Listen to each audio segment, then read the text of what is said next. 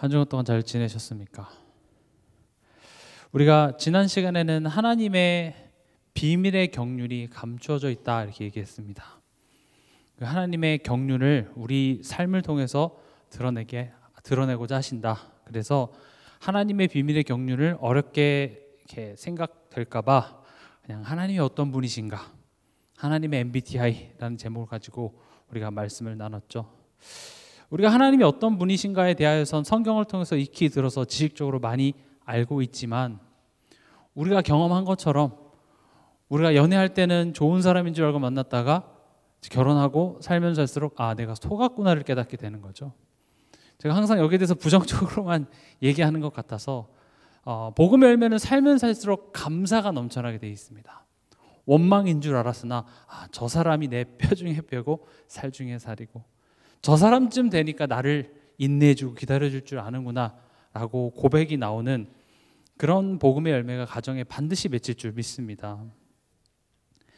결국 하나님께서는 우리의 여정, 우리의 삶을 통하여서 하나님이 어떤 분이신지를 우리가 인격적으로 깨달아 알아가는 그런 시간들과 과정을 허락하신다. 그게 지난 시간에 우리가 나눴던 내용입니다. 오늘은 하나님의 각종 지혜를 알게 하려 하심이니 이렇게 말씀하십니다. 오늘 말씀의 제목이 느낌으로 하는 느낌 생활입니다. 이거 하란 소리가 아닙니다. 우리가 그렇게 하고 있다고 얘기를 하는 것이고, 우리가 해야 될 것은 느낌 생활이 아니라 신앙 생활을 해야겠죠. 근데 오늘 본문에 하나님의 각종 지혜를 우리로 하여금 알게 하시고 또 그것을 나타내시기 원하신다라고 말씀하셨습니다. 하나님의 각종 지혜라고 하면 좀 쉽게 얘기하면 하나님의 일하시는 방법입니다. 어떻게 일하시나 이거죠. 지혜라는 것은 하나님이 어떻게 일하시냐. 우리가 하나님이 들어서 대충 어떤 분인지는 알겠는데, 이제 내가 그 하나님을 바라보고 믿고 살아가는 삶 속에서 이제 내가 마주하는 사건 속에서 내가 아는 하나님은 이런 하나님이 아닐 텐데, 내가 하나님이었으면 여기서 이렇게 좀 문제를 풀어주거나 이런 갈등을 이렇게 해결해 주면 될 것 같은데 왜 이러지? 이런 순간들이 우리가 많습니다. 그래서 오늘 본문은 하나님의 각종 지혜를 우리가 몰라서 그렇다라고 얘기를 하고 있죠. 하나님이 우리 삶 속에 어떻게 일하시는가, 우린 그걸 배우고 있습니다. 우리가 아브라함 이야기는 알아도 그것을 내 삶 속에서 가져오는 것은 또 다른 차원입니다. 아브라함을 그런 위기와 어려움을 통하여서 믿음의 조상을 만들어냈다라는 사실은 우리가 이해할지 몰라도, 내가 당장 집에 돌아가서 우리 가정의 어떤 문제와 사건들을 마주했을 때 그것들이 머리로는 알지만 적용되는 것까지는 참 쉽지가 않죠. 고린도전서 1장 24절에 오직 부르심을 받은 자들에게는 유대인이나 헬라인이나 그리스도는 하나님의 능력이요 하나님의 지혜니라 라고 되어 있습니다. 하나님의 지혜는 다른 것이 아니라 그리스도라고 성경은 설명하고 있습니다. 하나님의 지혜 뭐야? 그리스도. 그 한 단어가 품는 게 되게 큽니다.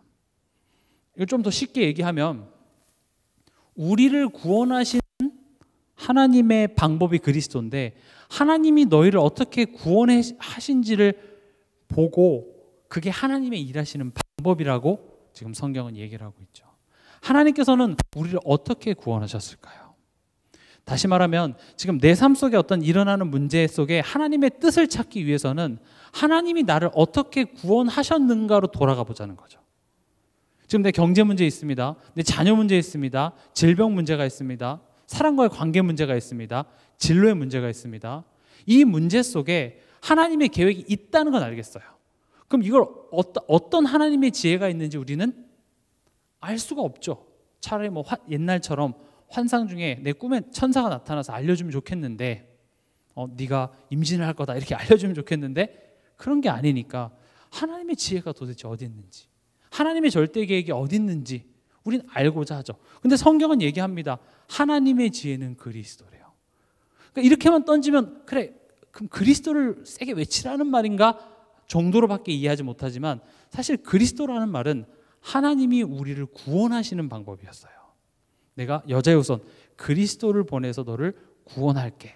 그럼 하나님이 그 그리스도를 보내신 그 방법, 그 마음, 그 속에 하나님의 지혜가 담겨져 있고 그 내용을 가지고 우리 삶 속에 역사하시겠다라고 얘기하고 있습니다. 이 부분에 대해서는 우리가 일평생을 다 써도 사실 다 알 수 없는 내용입니다. 이것은 우리의 힘으로 되는 것이 아니라 성령의 도우심이 있어야 되겠죠. 바둑을 이렇게 두시는 분들은 이제 바둑 방송 같은 걸 이렇게 보죠. 저도 바둑은 잘 모르는데 그 이세돌이랑 알파고랑 경기할 때 워낙 이슈가 돼서 이제 저도 바둑을 이렇게 몇 번 봤었는데 모르겠더라고요. 아무리 봐도 모르겠어요. 제 생각에는 처음에 그냥 대충 아무 데나 두다가 만나면 막 싸우고 이렇게 하면 될 것 같은데 처음에 한두 점 두는데 막 고민해요. 저거 그냥 아무 데나 두면 될 것 같은데 뭘 저거를 저렇게 고민하고 막 담배 피고 그거 하나 두고 화장실 가서 막 장고 끝에 두고 하잖아요. 근데 이제 바둑의 고수면 고수일수록 막 몇십 수, 많게는 막 몇백 수 앞까지 내다본다 하더라고요. 그걸 보고 포석이라고 하더라고요. 포석. 미리 수를 앞에 내다보고 미리 이렇게 딱 깔아두는 거죠. 그 포석들이 처음에는 무슨 의미인지 모릅니다. 검은 거는 검은 돌이고 흰 건 흰 돌이고 우리는 저걸 이렇게 손으로 쳐서 밖으로 쳐내는 게임만 좋아하지 이게 무슨 의미인지 잘 몰라요. 근데 나중에 바둑을 두다 보면 딱 그때 뒀던 포석이 승락을 이제 결정짓는 아주 신의 한 수가 되기도 하죠. 하나님이 얘기하는 겁니다. 우리를 위하여서 영원부터 포석을 깔아뒀대요. 아브라함은 우리를 위한 포석이었습니다. 야곱은 우리를 위한 포석이었고 2000년 전에 예수님을 보내신 것은 지금 고민하는 우리의 이 인생을 위한 하나님의 포석이라고 얘기하지만 우린 이제 바둑을 시작하는 사람이고 하나님은 바둑의 신이시잖아요. 예를 들자면요. 그러니까 그 수가 읽히지가 않는 거예요. 분명한 건 그 수를 다 읽으라는 것이 아니라 내가 계획을 갖고 있다는 겁니다. 내가 지금 미리 포석을 두고 있어. 지금은 돌아가는 것 같잖아. 지금은 이 집을 상대방에게 내주는 것 같잖아. 그런데 그렇지 않다고 얘기를 합니다.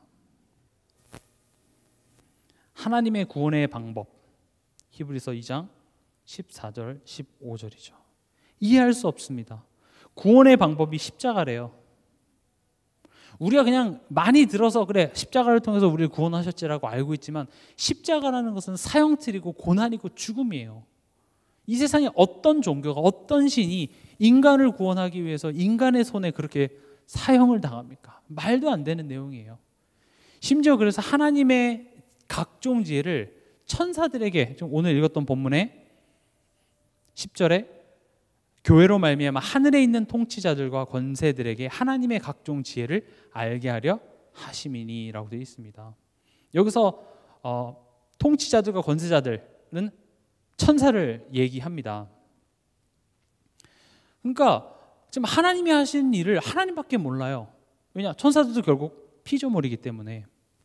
근데 인간을 구원하신다고 하시면서 지금 어떤 방법을 쓰고 있어요? 죽음을 통하여서. 히브리서 2장 14절에 보면 죽음을 통하여 죽음의 권세 잡은 자 마귀를 멸하신대요. 문장 자체가 말도 안 돼요.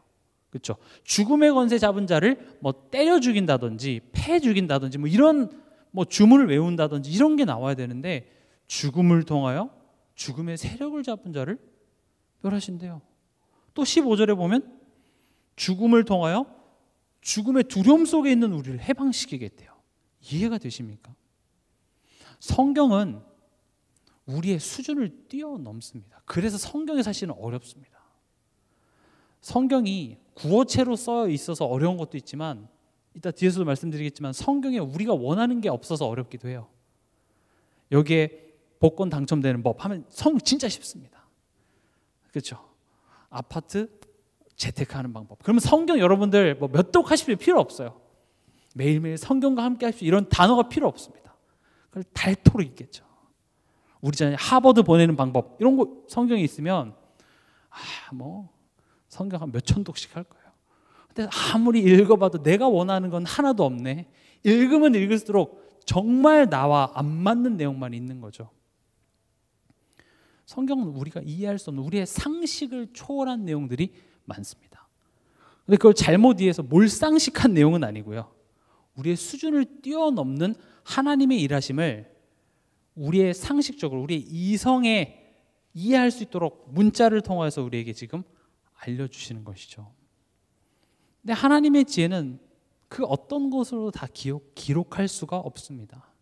하나님의 그 엄청난 지혜 중에 엑기스가 그리스도를 통해서 우리에게 나타나진 바 되었고, 십자가가 그 하나님의 지혜의 가장 핵심이 되어지는 것이죠. 그래서 우리가 이 십자가는 그냥 구원받은 나에게 끝난 내용이 아니라 그 십자가의 구원을 통하여서 우리를 구원하신 하나님의 마음, 지혜, 능력들을 우리가 기억하고 그 하나님의 성품과 일하심과 방법을 가지고 지금 내 삶 속에 자꾸 대입할 때에 거기서 하나님의 지혜가 우리에게 깨달아지는 역사가 있는 것입니다. 하나님의 지혜는요, 우리를 구원하시는 것에만 있는 것이 아니라 우리를 부르시고 또 이 복음을 우리 삶 속에 적용하시는 데에도 나타납니다. 지금 오늘 이 에베소서를 쓴 바울만 해도 처음부터 부르시는 것이 아니라 스데반 죽이는 그 일에 앞장서는 데까지 내버려 뒀다가 다메섹에서 단칼에 그냥 다른 사람으로 하나님께서 부르시기도 하고요. 또 야곱같이 누구는 태어나기 전부터 벌써 하나님께서 이렇게 부르시기도 하고, 우리가 하나님의 지혜 속에서 인도하심을 받았기 때문에 우리 모두 다 각자만의 스토리가 있죠. 그렇지 않습니까? 여러분 한 사람 한 사람씩 나오셔서 하나님의 부르심을 내가 어떻게 받았는지 간증 한 분씩 해보십시오 하면 아마 오늘 밤을 새실 겁니다. 우리 개개인의 스토리가 다 엄청나죠. 그래서 요한복음 21장 25절에도 그 예수님이 하신 그 일을 기록하자면 그 책을 이 세상에 두기에도 부족하다고 되어 있을 정도로 하나님의 각종 지혜라고 되어 있죠. 그 지혜는 우리 삶 속에 너무나도 엄청납니다. 근데 문제는 뭐냐? 우리가 그 하나님의 지혜, 즉 하나님의 일하시는 방법, 하나님이 어떻게 우리 삶 속에 이끌어 가시는지를 우리가 알지도 못하고 안다고 해도 그것을 아는 것보다는 우린 느낌으로 합니다. 그래서 오늘 제목이 느낌으로 하는 느낌 생활이에요.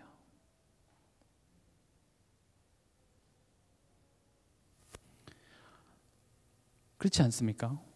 우리는 신앙생활을 내 느낌으로 합니다.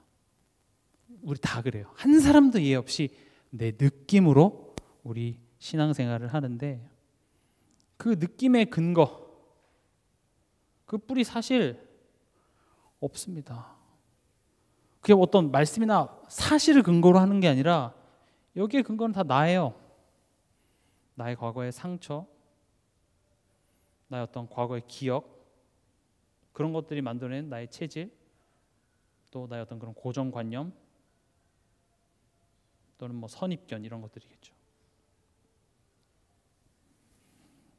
이런 내 느낌이 한번 딱 오면 그 느낌대로 모든 것들을 봐버리고 그걸 가지고 판단해버리는 경우가 많습니다. 제가 미국에 살았을 때 뭐 여기에는 뭐 나이 많으신 분들은 경험해 보셨을 수도 있지만 저는 빈대 물림을 경험해 봤습니다. 벼룩에도 물려봤고요. 빈대에도 물려봤습니다. 제가 살던 집이 더러웠던 것이 아니라 거기는 워낙 카페트들이 오래된 곳들이 많아서 어느 날 뭐가 물었는데 목인가 보다 했는데 한 달이 지나도 두 달이 지나도 이게 없어지지가 않는 거예요. 근데 그 간지러움의 정도가 모기 물린 거랑은 차원이 틀려요. 아 진짜 모기 100마리 차라리 물릴래 벼룩 한 번 물릴래 하면 차라리 모기 100마리에 물리겠어요. 그 정도로 와 미치겠더라고요. 그러니까 처음 이제 물고 그게 벼룩이었다라는 것을 딱 인지한 순간 이제 온 몸이 극도로 예민해지는 거예요. 그러니까 뭐가 살짝 닿기만 해도 막 두드러기가 일어날 것만 같고 막 등이 막 간지러워요. 혹시 빈대 아니야? 혹시 벼룩 아니야? 알고 보니까 머리카락 하나 있는데 한 번 그 느낌을 받고 나니까 미치겠더라고요. 자, 이렇게 이불 덮고 자는데 뭔가 이게 근질근질해요. 그럼 이렇게 한 번 빈대에 물리고 나니까 이 느낌이 이게 이렇게 잠을 못 자겠어요. 막 그래서 보니까 그 이불의 보풀레기가 발에 걸리는 거였고, 우리 인간이 사실 그래요. 내가 어떤 느낌을 받았느냐, 그걸 가지고 사실은 모든 것을 그렇게 판단해 버리는 경우가 참 많습니다. 우리 삶에도 우리가 굉장히 상식적으로 이성적으로 판단하고 사람들과의 관계를 맺고 하는 것 같지만 그렇지 않습니다. 어떤 느낌을 받았냐가 다예요. 그 느낌이 대부분은 우리의 과거의 경험에서 비롯되죠. 제가 그 국제회계사 시험을 볼 때 이제 그 공부를 막 열심히 하고 있는데 이제 목사님께서 힘내라고 저기 대부도에 가셨었나요? 그래갖고 평상시에는 집에서 쉽게 맛볼 수 없었던 생굴을 사가지고, 저도 굴을 좋아하거든요. 그래서 생굴을 사갖고 와서 저도 이제 막 생굴을 맛있게 먹고, 그래 내일 시험 잘 봐야지 했는데 웬걸요, 그 저녁에 이제 노로바이러스가 걸린 거죠.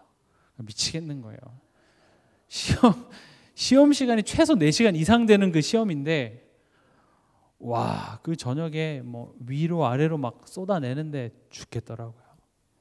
결국 그 시험 망쳤습니다. 제가 그때부터 생굴만 보면 못 먹겠어요. 예전에 너무 맛있게 먹었는데 지금은, 그러니까 먹으면 먹을 수 있는데 그 느낌이 그때 너무 고생해갖고 못 먹겠더라고요. 근데 인간은 어쩔 수가 없습니다. 그런 어떤 느낌을 받았느냐를 가지고 나의 가치관, 나의 기준들이 생기고, 사람에 대해서도 마찬가지예요. 말씀에 대해서도 마찬가지고요. 메시지고 말씀이고 그런 얘기, 뭐 예수가 기준이 돼야 되고 이런 것들은 우리가 다 알고 있지만, 결국 어떤 느낌을 받았느냐에 따라서 결국 말씀이고 뭐가 없어요. 결국 내 느낌대로 해요.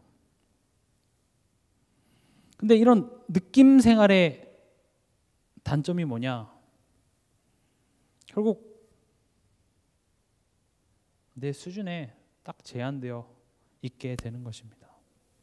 내 수준인 거죠.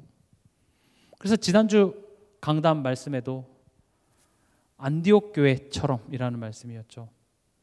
초대교회가 나쁜 교회가 아닙니다. 예루살렘 교회가 절대 나쁜 교회가 아니에요. 엄청 훌륭한 교회고, 마가다락방의 증인들이었고, 그들을 통해서 현장의 역사가 일어나지 않았냐? 일어났습니다. 수많은 병자들이 살아났고 제자들이 세워졌고, 근데 그렇게 신앙생활을 하는데 결국 내 감정, 내 느낌대로, 내 어떤 선입견대로 하다 보니까 선민사상에 딱 갇혀 있는 것이죠. 그러니까 여기에 단점이 내 수준에 딱 머물러 있게 되는 겁니다. 그러니까 이제 우리한테 적용해 보면, 내 수준으로 내가 지난번에 어떤 아픔이 있었는데 이걸 하나님이 이번에 고쳐주셨기 때문에, 저번에 고쳐주셨기 때문에 이번에도 고쳐주셔야 이제 뭔가 연결이 되는 거죠. 하나님의 지혜는 병을 고쳐주셨어. 그래서 이번에도 병을 고쳐주셔야 돼요. 병을 통하여서 하나님의 메시지가 전달되기보다는 병 고침만 남는 거예요. 하나님의 지혜 했을 때 기도하면 병을 고쳐준다만 남는 거죠. 또 예를 들어서 내 자녀를 어떤 좋은 학교로 보내고자 하는데, 자녀가 좋은 학교로 가는 것으로 하나님을 경험하고 내가 느끼고자 한다면, 하나님이 지금 내 자녀에게 무엇을 목적하고 있는지를 다 놓치게 돼요. 그냥 성공, 좋은 직장, 어찌어찌 내가 해서 내 자녀를 좋은 직장에 보낸다 한들, 우리가 그 순간순간에는, 나 딴에는요, 내가 내 인생을 지금 잘 컨트롤하고 있다고 생각해요. 나는 내 자신을 되게 잘 알고 있다고 생각해요. 근데 그게 죄인의 넘버원이 되는 습성입니다. 죄의 옛 구습을 따른다라는 게 막 뭐 마약하고 그런 것만이 아니라 내가 나를 잘 알고 있다고 생각해요. 어린 아이들이 엄마가 막 오라고, 엄마는 나 알지도 못하면서 하잖아요. 지도 몰라요. 아무도 몰라요. 하나님만이 날 제일 잘 알아요. 하나님은 알지도 못하면서, 내 마음 알지도 못하면서 하면서 내가 선택하고자 하는 게, 그게 하나님에 대한 불신앙이었고 그게 죄인의 모습이에요. 그걸 보고 나 중심이라고 합니다. 하나님은 내 마음 모르시잖아요. 목사님은 내 마음 모르시잖아요. 너는 내 사정 모르잖아. 내가 어떤 마음인지 모르잖아. 근데 문제는 나도 모른다는 거예요. 근데 뭐가 더 큰 문제냐? 내가 알고 있다고 생각하는 거예요. 그럼 우리가 우리에 대해서 그렇게 잘 알고 내 자녀에 대해서, 내 삶에 대해서 내가 지금 잘 컨트롤하고 있다고 생각한다면 지금 여러분들 삶 속에 뭐가 많습니까? 후회가 많습니까? 아, 참 잘했다가 많습니까? 아마 대부분은 후회가 더 많을 거예요. 그때 누가 억지로 선택시킨 거 아니에요. 나는 그때 되게 잘한다고 생각했어요. 나는 그때 좋은 선택이라고 나 나름대로 하나님 이건 내가 잘 압니다. 이건 내가 알아서 할게요. 한 거죠. 다시 말하면 내 느낌대로 했던 겁니다. 그러니까 어느덧 하나님은 내가 곤란할 때 곤란한 일을 해결해 주시는 해결사 정도로 우리에게 인식되어져 있죠. 그러다 보니까 이제 우리 신앙생활에 하나님이 우리가 신앙의 믿음이 얕을 때는 그런 해결사 노릇을 해주십니다마는 이제 여기서 계속 자라나고 증인이 되고 이 복음을 전달하는 어떤 그런 전도자의 입장으로 서기 위해서는 이제는 그 수준에 머물면 안 되거든요. 하나님이 예전같이 우리가 막 떼쓰면 하나님이 들어주고 내 편 대주는 그런 게 아니라 내가 심지어 잘했는데 환란이 찾아오기도 해요. 내가 내 자녀한테 최선을 다했는데 그 자녀한테 열심히 한 것들이 내게 보상으로 오지 않고 내 마음을 더 아프게 하는 순간들이 허락되어지기도 해요. 성경은 다 그런 이야기들로 가득해요. 스데반이 복음 전했더니 어떤 일이 찾아왔습니까? 순교예요. 왜 여러분들 자녀 이름은 스데반으로 짓지 않습니까? 사실 뭐 바울, 요셉, 뭐 다니엘 뭐 다 그 시작과 끝만 우리가 봐서 그렇지 그 여정 속엔 참 세상으로 보면 개고생을 한 거죠. 근데 우리는 그걸 개고생이라고 하지 않고 하나님의 지혜고 하나님의 능력이라고 부릅니다. 근데 우리가 머리로는 알지만요, 내 자녀는 고생하지 않길 바래요. 내 자녀는 그래도 내가 느꼈던 그런 느낌들을 안 느끼고 가길 바라는 거죠. 그래서 나 딴에는 내 자녀를 위해서 최고의 것을 주기 위해서 쉬지도 않고 내 몸이 부셔져라 일을 해서 갖다 주는데 그게 거기에 대한 보상이 따라오지 않으니까 결국 하나님 왜 해결사로 내 삶 속에 등장해 주시지 않습니까?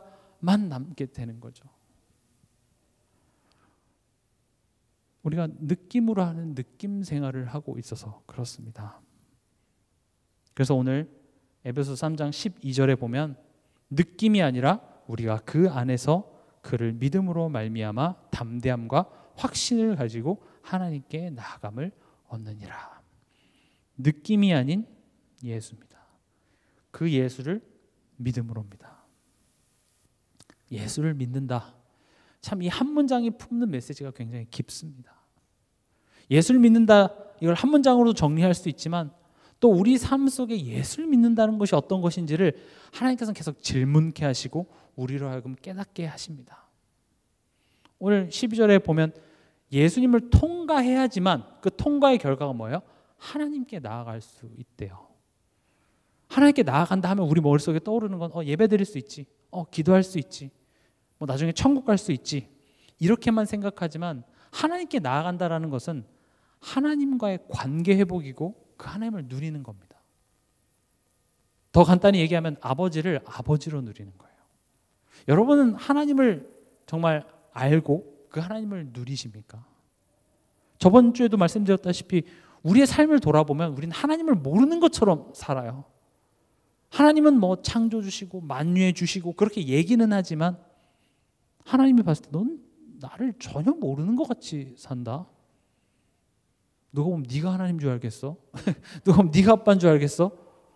네가 다 해? 하나님이 기다리는 거죠. 그럼 네가 한번 해봐. 그럼 우리는 탕자처럼 내 나름대로 해보고 아니구나, 다시 돌아가야겠구나 라고 우리가 느끼는 것, 그게 사실은 은혜입니다.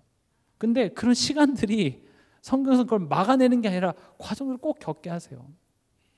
그래서 우리가 하나님의 사람으로 커가는데 시간이 걸린다라는 것은 시간이 필요하다라는 것이 아니라 하나님께서는 그걸 없이 그냥 뭔가 주문 외치고 이렇게 뭘 했더니 딱 넘어가게 하는 차원이 아니라 겪게 하신다는 겁니다. 그런 과정을 도망가지 마시라고요. 힘드네? 핍박이 왔네? 성경에 보니까 도망갔네? 딴 데 갔네? 그럼 나도 오늘 집을 나가서 다른 삶을 차려야지, 이런 내용이 아니에요. 우리가 하나님께 나아간다라는 요구는 알아요. 그래, 내가 하나님을 누리고 하나님을 바라봐야 된다는 건 알지만 얘기합니다. 예수를 통과해야지만. 그리스도를 통과해야 된다라는 말은요, 다시 말하면 십자가 이 능력을 힘입어야 된다는 겁니다.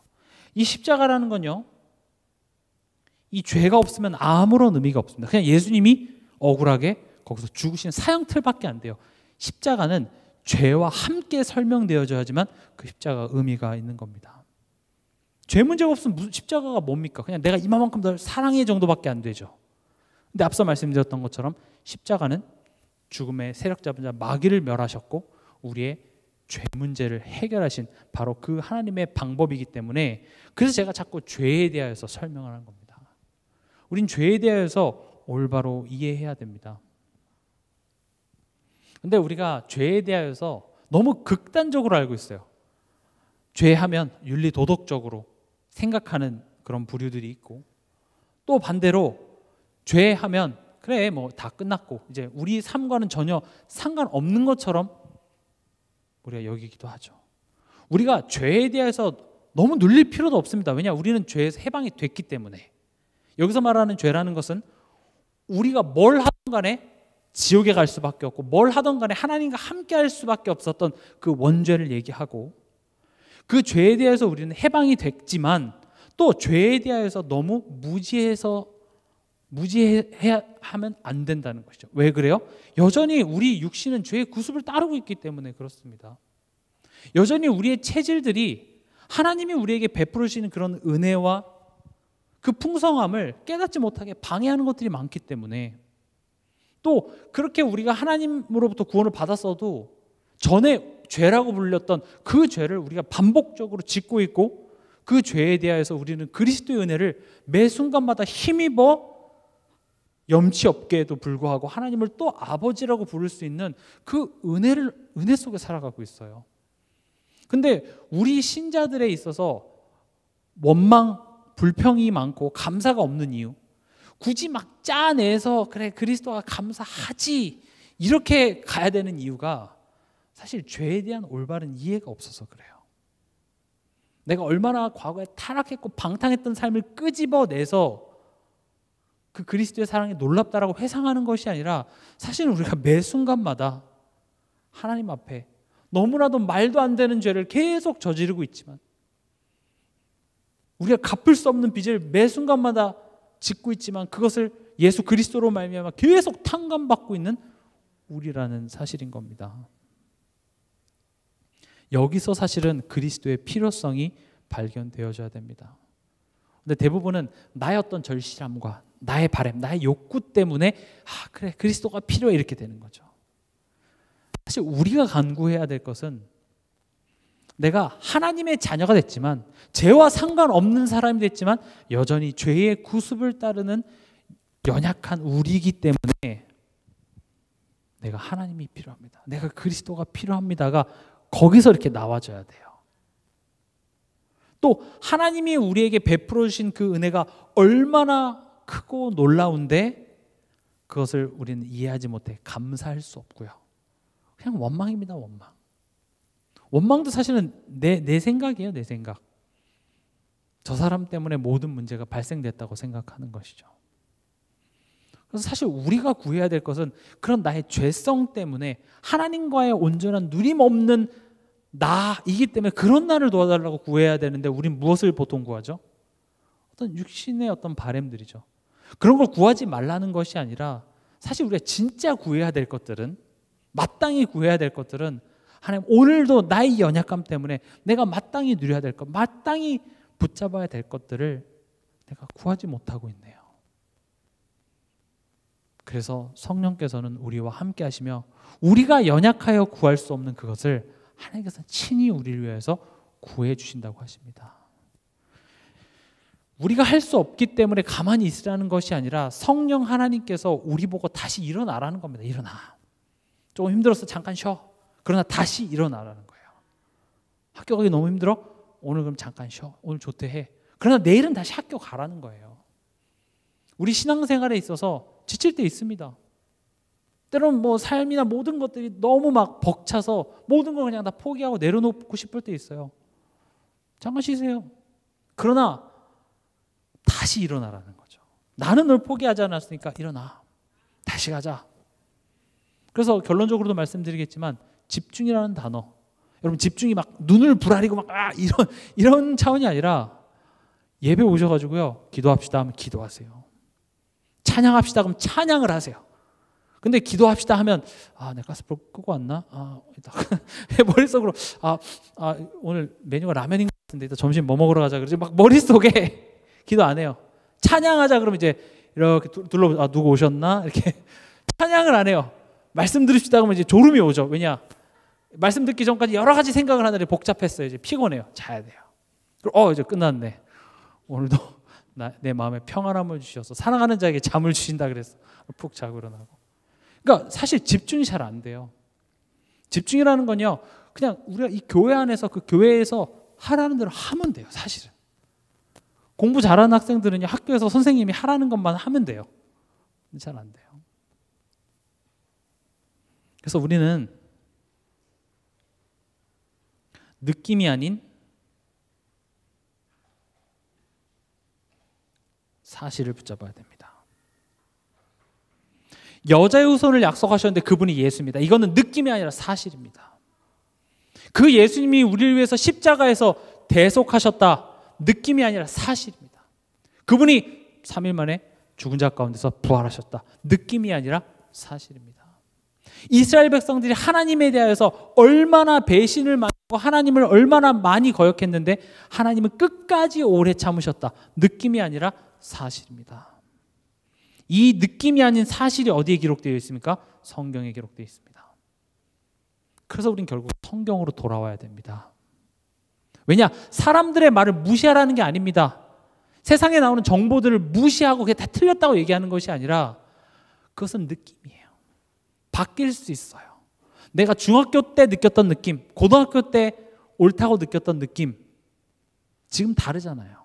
그때는 그게 정말일 거라고 생각했어요. 생각해 보세요.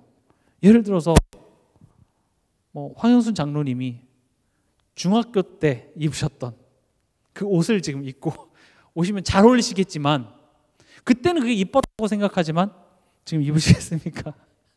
안 입죠. 지금 그런 거 줘도 안 입습니다. 왜요? 그때 생각과 지금이 다르기 때문에 그래요. 그래서 우리는 성경 앞에 돌아야 됩니다. 왜요? 성경은 느낌이 아니라 사실을 기록해져 있습니다. 우리에 대한 하나님의 마음, 하나님의 지혜, 변함없는 하나님의 그 능력이 성경에 기록되어져 있기 때문에 우리는 흔들릴 수 있습니다. 여러 가지 사람의 말에 내가 그런 감정을 느낄 수 있습니다. 우리가 자칫 잘못해서 그런 느낌 필요 없습니다. 감정 필요 없습니다가 아닙니다. 감정 또한도 하나님이 우리에게 허락해 주신 것이죠. 그러나 우리가 신앙생활을 할 때 느낌을 가지고 하는 것이 아니라 성경, 말씀 앞으로 돌아오라는 것입니다. 우리가 누군가를 설득하려고 했을 때 사실 그 감정을 공감해 주지만 어디에 호소하는 겁니까? 결국 그 사람의 이성에 호소하죠. 다시 말하면 이게 누군가를 설득할 때 그래 너가 속상한 건 알겠지만 하면서 사실을 얘기를 하죠. 그래서 하나님도 처음에 우리의 그런 감정들을 이해해 주시고자 우리에게 그게 없기 때문에 병을 고쳐주시고 또 물질적인 축복 또한도 주십니다. 거기서 하나님의 능력을 경험케 하세요. 거기서 하나님의 지혜를 경험케 하세요. 그래서 내가 믿음이 약하다, 제가 지금까지 한 이야기가 잘 이해가 안 된다, 그렇다면 지금 내가 가장 날 힘들게 하는 그걸 놓고 기도하셔도 괜찮습니다. 거기에 하나님의 은혜가 있습니다. 분명 아브라함한테 그런 어마어마한 언약을 줬음에도 불구하고 아브라함은 아내를 누이라고 속이는 아주 바보 같은 짓을 했지만 하나님은 아브라함 편이 되어주셨던 것처럼 그래, 그럴 수 있어. 그래, 너가 속상했구나. 그러나 결국 하나님께서는 거기에만 머물게 하는 것이 아니라 이제 진짜 말씀 앞에 서도록 하게 하시는 것이죠.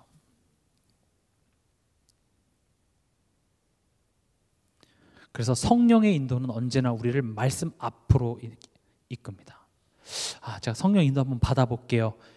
미루는 용도로 쓰지 말고 성령의 인도는 항상 우리는 말씀 앞으로 이끕니다. 누가 뭐라 그래도 여러분이 지금 이 자리에 와 있는 것 성령 인도입니다. 누가 뭐라 그래도 내가 그 예배 시간에 없는 것은 모르겠어요. 얼마나 가치 있는 일을 여러분들이 하시는지 모르겠으나 성령 인도는 아닙니다. 성령 인도는 말씀 앞으로. 제가 직장이 늦게 끝나서 그럼 직장 그만둘까요? 그런 이야기가 아니라 내가 충분히 지금 예배 시간에 갈 수 있음에도 불구하고 또 내가 고민하거나 염려할 때 기도하고 내가 하나님께 질문할 수 있음에도 불구하고 내 생각과 염려 속에 사로잡힌다는 것, 그건 아무리 훌륭한 생각이라 할지라도 성령의 인도는 아닙니다. 그 사람이 맞고 또는 내가 맞고 그 사람이 틀렸다 하는 그 옳고 그름이 내가 판단하고 내가 분석하는 게 너무 맞아도 성령의 인도는 누가 옳고 그름을 판단하는 것이 아니라 나를 말씀 앞으로, 내 시선을 내 느낌이 아닌 그리스도 앞으로 우리 시선을 이끄시는 것이 성령의 인도하심입니다. 성경이 아까 제가 말씀드렸죠. 성경은 어렵습니다. 저도 성경을 읽으면 읽을수록 참 어떻게 우리랑 이렇게 반대인지 모르겠습니다. 그러나 성령께서 그 성경을 깨닫게 하시고 또 그 성경에서 요구하는 그 율법의 요구를 우리 삶 속에 이루게 하십니다. 율법을 잘 지켜라는 것이 아니라 나를 변화시키고 우리의 삶을 변화시켜서, 제가 앞서 말씀드린 것처럼 가정이 저주가 아니라, 결혼이 저주가 아니라, 내가 성령께서 말씀을 깨닫게 해주시고 나서 보니 축복이더라는 거죠. 내 자녀가 왜 저렇게 속을 썩일까 싶었는데 성령께서 그 말씀을 깨닫게 해주시는 은혜를 경험하고 나니까 복덩이가 되는 거예요. 저 자녀가 나를 만들었구나. 그게 성령의 인도인 거죠. 우리가 주일날 오면 주일날 강단 말씀으로부터 이제 예배를 드리면 정답을 쏟아붓죠. 정답만 자꾸 얘기가 됩니다. 그러니까 우리는 정답을 찾습니다. 난 정답을 알고 싶어. 근데 막상 정답을 얘기해 주잖아요. 그럼 그 정답이 나랑 안 맞으면 내 마음대로 합니다. 어렸을 때부터 우린 그래 왔어요. 엄마가 하는 이야기를 잔소리로 듣는 이유가 아는데 하기 싫은 거예요. 저도 그런 경우 많거든요. 공부하려고 이제 책상 치우고 있는데 엄마가 공부해라 하면 공부하기 싫어요. 그냥 하기 싫어요. 여러분들 그 복음 누리는 방법 이런 거 다 아시잖아요. 정답은 다 알아요. 어떻게 하면 내가 전도 제자가 되고, 방법은 아는데 참 사람이라는 게 그렇게 딱 정답을 좀 그랬구나 하고 바로 이렇게 안 돼요. 알아서 더 하기 싫어요. 아는데 안 되죠. 제가 되게 감명 깊게 봤던 메멘토라는 영화가 있습니다. 그 메멘토라는 영화를 보면 그 주인공이 굉장히 짧은 단기 기억 상실증에 걸렸어요. 그래서 뭐 짧게는 몇 초, 길게는 뭐 몇 분 하면 다시 기억을 딱 어느 시점으로 딱 돌아가요. 그래서 이 남자가 이제 살아남는 방법이 메모를 해놔요. 또는 몸에다가 중요한 내용들을 문신을 해요. 내가 기억이 있는 동안. 그러니까 이제 그 내용을 보면 결국은 자기가 기억을 못 하는데, 그러니까 진실을 찾아 자기 아내가 이제 누군가에게 살해당한 내용으로 시작이 되거든요. 그러니까 자기가 그 진실을 딱 마주하는데 그 진실이 내가 알고 싶은 진실, 내가 생각했던 거랑 다른 거예요. 난 그 진실이 불편해. 그래서 내가 알고 싶은 사실로 그것을 기록을 해요. 그럼 딱 다시 기억이 잃었다가 딱 눈 떠보니까 내 앞에 메모들을 보면서 그랬구나 하면서 내가 원하는 방향으로 보게 되는 거죠.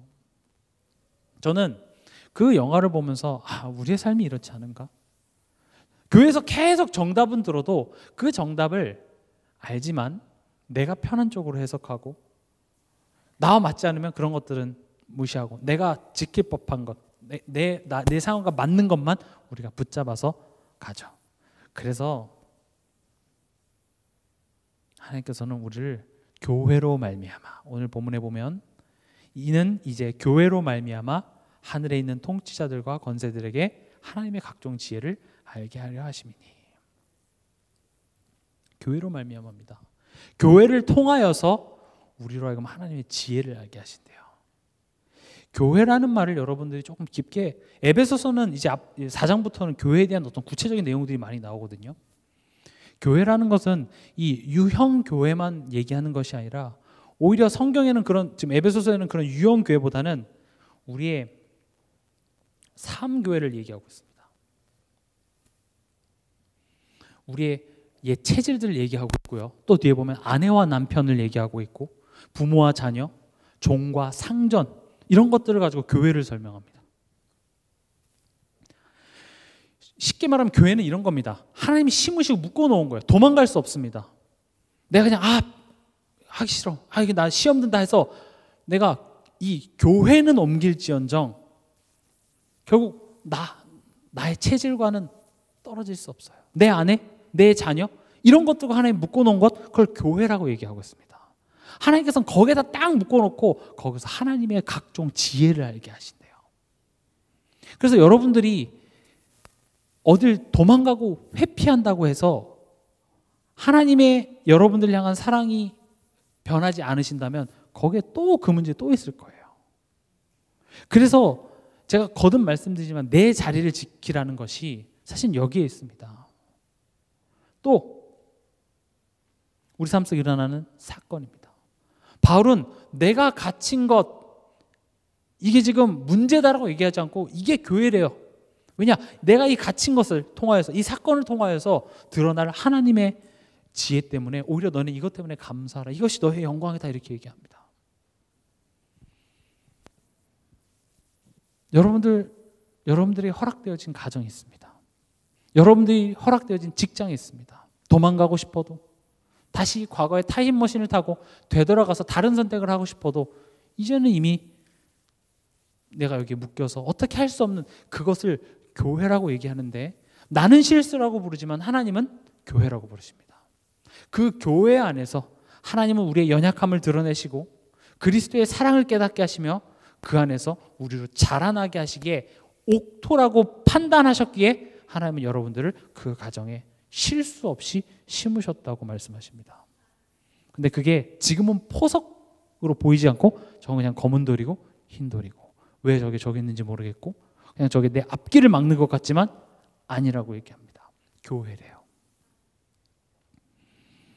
스데반에 일어난 환난으로 말미암아 초대교회는 흩어지게 됐죠. 사실 여기서 흩어졌다는 게 포인트가 아니라 틀이 깨진 거예요. 선민사상이 깨진 겁니다. 그래 문제가 생겼을 땐 도망가야 되겠구나. 회피해야 되겠구나. 이 문제 신경 쓰지 말아야겠구나가 아니라 그 문제를 통하여서 초대교회의 틀을 깨시는 겁니다. 가만히 보세요. 우리 가정에서 갈등을 이루고 교회 안에서나 직장 안에서 계속 마찰이 일어나는 문제들의 어떤 그 결을 보면 비슷해요. 다 나의 고집, 나의 자존심, 나의 느낌들과 연관되어져 있는 게 상당히 많습니다.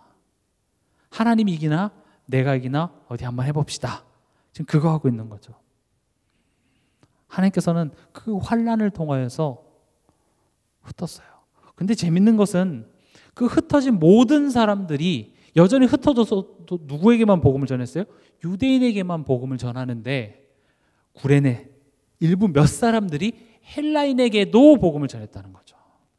그럼 진짜 은혜 입은 자는 환난 가운데 주의 손이 함께 하심에 그 사람이 말씀 앞에 내가 순종하는 거예요. 말씀 앞에 내 자존심이 내가 그렇게 난 이거 절대 아니야라고 했던 게 주의 손이 함께 하셔서 내 생각이 말씀 앞에 그렇군요 라고 엎드러지는 그 사람이 주의 손이 함께하는 자고 비로소 그런 사람들을 그리스도인이라 일컬음을 받았습니다. 그리스도인은 다른 것이 그리스도인이 아니라 갈라디아서 2장 20절에 이제 내가 사는 것이 아니라 내 안에 계신 그리스도께서 사시는 삶입니다. 우리의 삶을 힘들게 하는 것은 사실은 나의 감정과 나의 느낌이 하나님의 의지와 자꾸 부딪힘이 나를 힘들게 하는 것이고 그 앞에서 우리가 정답으로는 말씀 앞에 내가 숙이면 된다는 걸 알지만 그게 참 쉽게 무너지지가 않습니다. 우리의 생각, 그래서 남자들이 생각이나 고집이 언제 많이 바뀌냐면 군대 가서 한번 바뀝니다. 그러니까 고생을 한번 해야 돼요. 그때 이제 내가 믿고 있었던 나의 신념들이 무너져요. 그렇구나. 어려운 일 한번 겪을 때마다 성숙한다 그러죠. 그래서 하나님 이런 환난들을 통하여서 그리고 그 환난이 정답이라는 것이 아니라 이 환난을 통하여서 주의 손이 함께한 자들은요, 전부가 다가 아니었어요. 그 중에 몇 사람이 헬라인에게도 전함에 거기에 주의 손이 함께했죠. 저는 그 순서를 바꿔서 항상 생각합니다. 주의 손이 함께 하셨기에 그 사람들이 헬라인에게도 전했다는 것입니다. 전 지금 이 자리에, 이 시간에 이 자리에 와 계신 분들 그 몇 사람이라고 저는 생각합니다. 그 말인즉슨 안디옥 교회처럼 하나님께서 우리를 세우시고자 주의 손이 지금 여러분들을 이끌고 계시다라는 것이죠. 그래서 바울의 사역을 보면 바울이 교회를 많이 세우러 다닌 것 같지만 사실은 그 사역을 통해서 바울 안에 성전을 하나님께서 만들어 가셨다라는 것을 우리가 볼 수 있습니다. 그래서 우리가 다른 사람을 살리는 전도자가 돼야겠지만 그와 동시에 내 안에 하나님의 성전이 세워지는 것이 같이 가야 되는 겁니다. 그래서 지금 내 안에 성전을 세우시는 방법은 교회를 통하여서, 여기서 말하는 교회라는 것은 우리의 삶의 교회입니다. 우리의 삶의 교회 안에 이 동산교회도 들어가 있어요. 그래서 교회에서 여러 가지 행사나 또 가정 안에서 여러 가지 가문에서 시댁에서 일어나는 여러 가지 사건들을 통해서 우리를 계속 힘들게 하고 도망가고 싶고, 그런 문제들이 복음 없는 사단에게 속해 있는 자들에게는 그게 저주와 재앙이지만 구원받은 자들에게선 그런 모든 것들이 합력하여 선을 이루시겠다는 겁니다. 우린 그것을 바라보면서 가야 돼요. 정답을 알지만 정답들을 하기 싫어 고집부리는 나의 그런 연약한 모습 하나님께서 돕겠다고 지금 성령으로 우리와 함께 계십니다. 그럼 우리는 무엇을 구해야 될까요? 저 사람이 날 힘들게 하는데 날 힘들게 하는 저 사람을 어떻게 처리해 주십시오가 우리의 수준이겠지만, 그러나 여기서 우리가 조금 더 갈 수 있겠죠. 저는 오늘 여러분들이 이 말씀을 듣고 혹 내가 좀 낙심했고 혹 내가 좀 지쳤고 혹 신앙생활에 어떤 권태기 아닌 권태기 있었다면 여러분들, 그래 내가 다시 시작해야지, 그래 결국 내가 가야 될 곳은 그리스도 앞이잖아, 하나님 한 달만 더 쉴게요 하고 가셔도 괜찮아요. 힘 주세요. 네, 힘 주시면 갈게요. 결국 가야 돼요. 이미 여러분들은 늦었습니다. 세상에 돌아가도 그 세상이 안 맞아요. 저도 이렇게 운동하면서 이제 유일하게 제가 이제 세상 사람들과 이렇게 소통할 수 있는 창구가 운동하는 시간인데 안 맞아요. 대화가 재미가 하나도 없어요. 제가 거기서 제가 어제 그 타로점을 보러 갔는데요. 그럼 뭔 얘기를 하겠어요?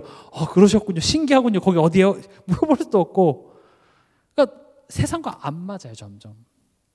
그렇다고 세상과 분리해서 살아 이런 건 아니지만 그 세상이 주는, 예전에는 즐거웠고 나에게 만족을 줬던 게 이제 그렇게 기쁘지가 않습니다.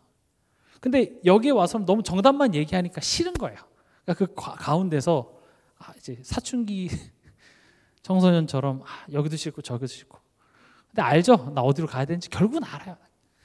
여기 귀에 끌려서 가냐, 내 발로 가냐, 그거 저 이렇게 엄마한테 혼나고 치킨 갖다 먹어라 이렇게 얘기해 주면 좋겠는데 나를 안 부르는 거야.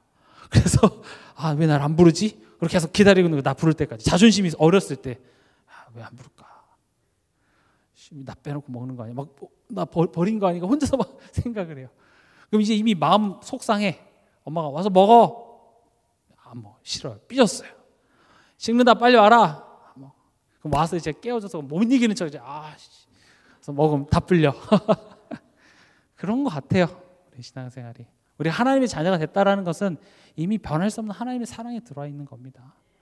근데 네가 좀 고생을 하고 똥인지 된장인지 한번 맛보고 오든지, 아니면 너가 내 말을 듣고 마음의 문을 열고 들어가 나와 더불어 먹든지 네 알아서 잘해라 이렇게 얘기하는 거죠.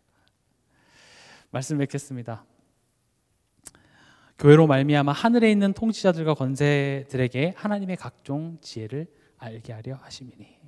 이번 한 주간도 하나님이 어떤 분이신가, 또 하나님이 우리 삶 속에 어떻게 일하시는지를 우리에게 허락된 교회라는 현장 속에서 우리가 확인하고 승리하는 한 주간 되시길 주의 이름으로 축원합니다.